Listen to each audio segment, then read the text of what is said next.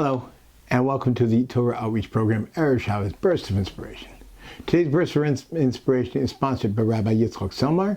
It is also being sponsored as a schus, a merit, a protection for the people who are fighting in Eretz Yisrael, the soldiers both in Lebanon and in Gaza, and the hostages.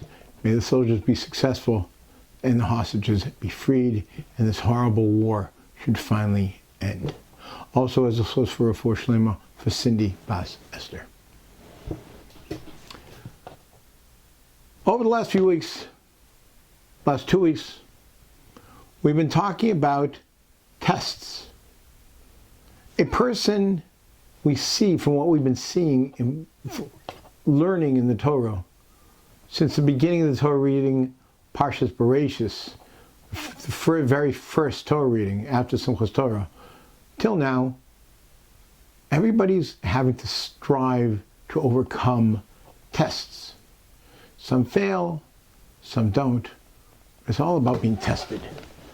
What obstacles are put in our place? How do we overcome them? How do we become a better person, a better Jew, closer to Hashem? What do we do with those obstacles, those personal obstacles, without comparing ourselves to anybody else? Adam failed his first test, he ate. Cain failed his first test, jealousy, killed his brother. The people in the time of Noah were tested and failed terribly, but Noah, he overcame the test, surrounded by people who were evil and didn't let his environment affect him, fought to be different. As we said last week, had he been in the time of Avram, he wouldn't been considered so great, not because he'd be compared to Avram, but because his test wouldn't be so great, so his accomplishment wouldn't have been so great. And then we have Avram. Avram is defined by his test. The first introduction we have, besides a minor thing at the end of the Torah reading about Noah, we talk about his birth and how his father picked up the family and moved somewhere else. A few things are mentioned in the Talmud and in the Medrash, but very little introduction. All of a sudden, Lech Lecha, go! His first prophecy, his first assignment was his test. He was defined by his test, by overcoming the test of leaving his family behind, leaving everything new behind. This week, he's given the ultimate test. We're told that Avram had officially 10 tests in the Torah. Number 10 was being told to bring his son up, his son that he loved so much, his son that he prayed for his whole life, his son that he had when he was too old to have children, his son that meant everything to him, that he would give up his own life 100 times to protect his son. And it wasn't, his son was a little boy, he was 37 years old at the time, already saw the man that he had become. Avram saw that all his dreams were fulfilled and the greatness of who Yitzchak was. And yet he's told, give it all up. Sacrifice your son to me. But it wasn't just sacrifice your son, leave it, destroy everything that you prayed for and you hoped for. And I promised that Yitzchak will be that patriarch that will be the forerunner of the Jewish people.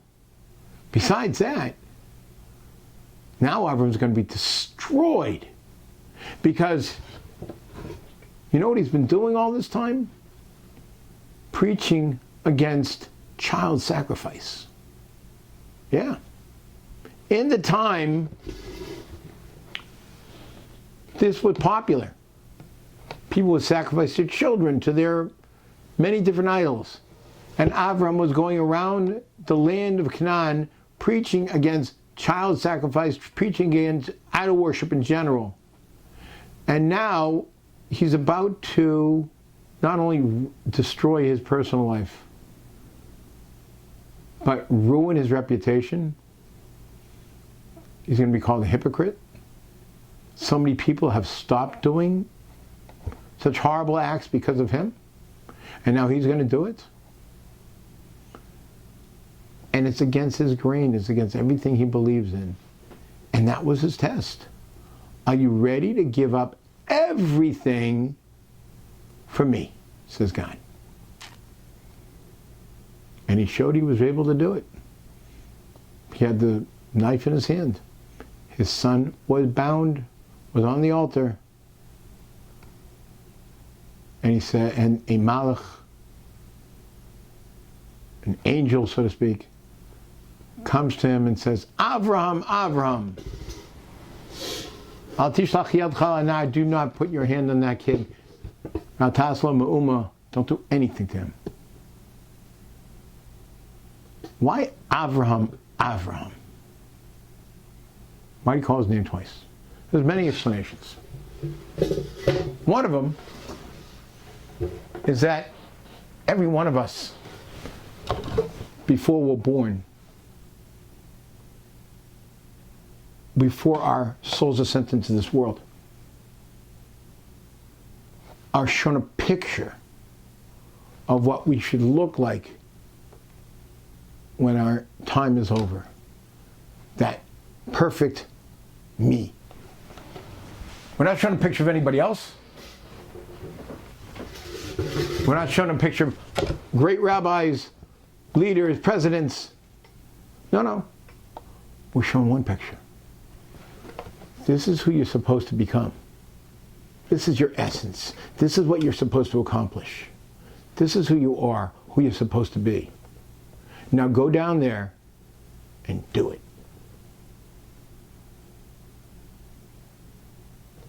After Avram finished the 10th test, the ultimate test, these malachim, these angels, looked up at the picture in Shemayim in heaven and said, Avram? And looked down at him and said, Avram? Look back and forth, Avram, Avram. It's the same picture. You made it. You've reached that perfection. You are who you are supposed to become. You did it. Not comparing yourself to anybody else. Not being somebody you're not supposed to be. You reached your potential. That's not even what I came here to talk about today. All that, just to lead up. What I came here to talk about is what happened afterwards. In next week's Torah reading, we talk about Avram preparing a burial place, eulogizing his wife Sarah. Sarah had passed away. Preparing and buying a burial place for her. And then sending his servant off to Haran to find a wife for Yitzchak. And that's it. We don't hear any more. We don't hear anything else about Avraham. It talks about at the end of next week's parsha about burying him, about how he passed away, but he lives many, many years afterwards. Why are we talking about, why are we closing the chapter of Avram? We're talking about a burial. We're not going to get back to him again. It's over. Because he's done.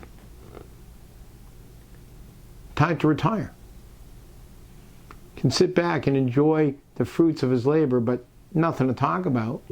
The Torah is not going to mention him again because there's nothing to talk about. He did it. He reached his potential. He jumped all those hurdles. But there's no hurdles left to jump.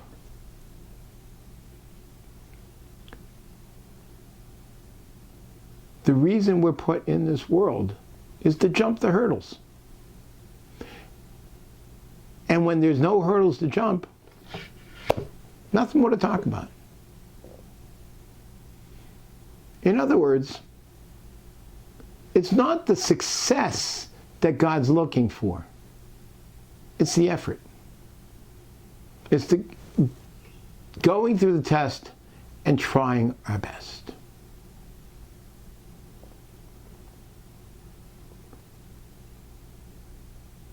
We're told, Sheva Pam Nafal Yipol Tzadik V'Kam. 7 times the tzaddik, the righteous man, falls, and he gets up.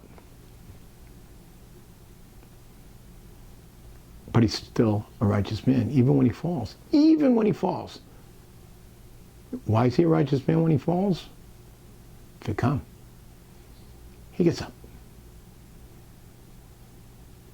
God put us in a world of tests, and He expects us to fail. But when we do fail, He wants us to keep getting up, dusting ourselves off, and keep trying. And when we're done, it's over. Nothing more to talk about, because it's all about the trials and the successes of each time.